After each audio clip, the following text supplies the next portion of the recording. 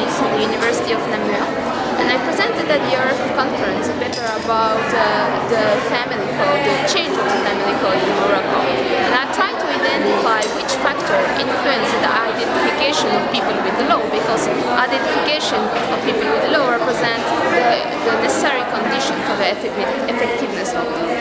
And we did a survey in Morocco to study this question, and we focused on three specific factors as the identifying factor for the support of the law, which are location, religion, and education.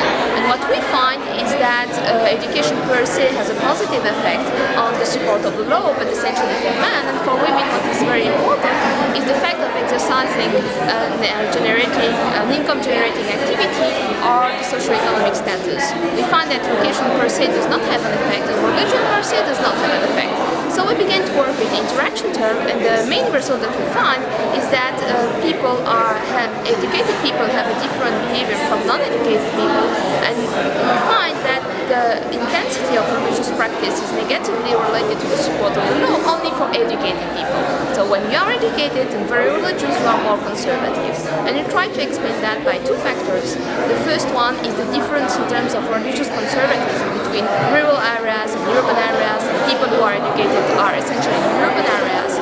And we explain that also by the fact that the decline of the quality of the public education makes room for an active role of religious movements in the education system, and these movements are quite conservative in terms of family matters.